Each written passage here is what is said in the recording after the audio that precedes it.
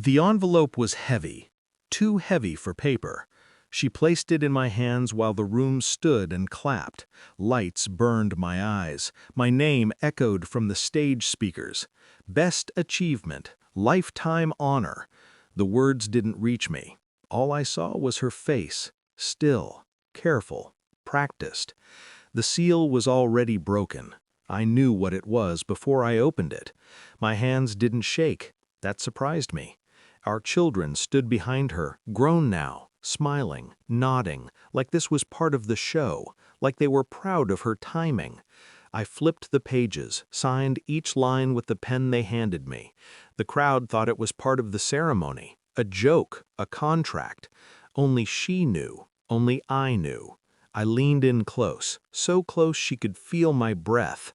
"You truly don't know what you've done," I whispered. Her eyes flickered. Just for a second, then she smiled again. 3 months passed. I counted every day. The betrayal didn't start that night. That was just the curtain call. It started years earlier. Small things, missed calls, changed passwords, quiet smiles at messages she wouldn't share. I told myself I was tired, busy, paranoid. She told me I was distant. I believed her, because belief is easier than truth. Our children stopped calling me, stopped asking for advice. They spoke to her instead, about money, about plans, about me. I became a guest in my own home. The divorce papers named me cold, absent, unkind. They named her brave. They named me the problem. I didn't argue. I listened. But inside, something clicked into place, like a lock finding its key. She wasn't leaving me. She had already left, and she had brought everyone with her. I didn't cry. Crying blurs vision.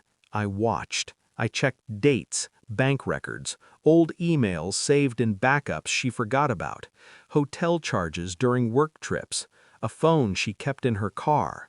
I moved slowly, smiling, agreeing, signing. I let her think I was broken. At night, I replayed memories, conversations that felt wrong, laughter that stopped when I entered the room. I hired no one. I trusted no one. I followed patterns, and patterns never lie.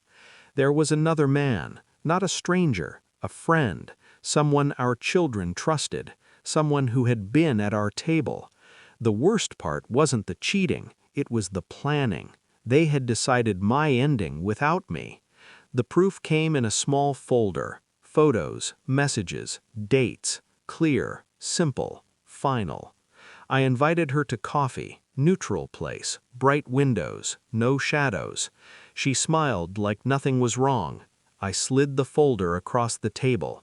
She didn't open it at first, then she did. Her hands shook. She looked up at me, eyes wide, mouth open, waiting for anger, waiting for noise.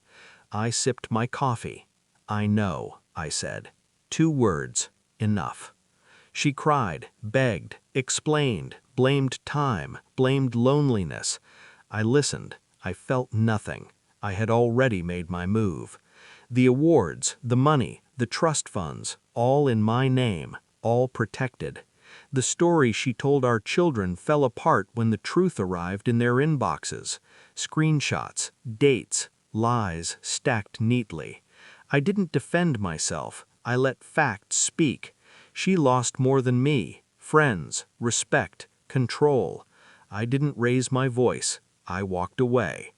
Now the house is quiet. Awards gather dust. Silence feels clean. I think of that night, the cheering, the smile. I understand it now. She thought she won. But endings don't belong to the loud. They belong to the patient. I am not angry. I am free.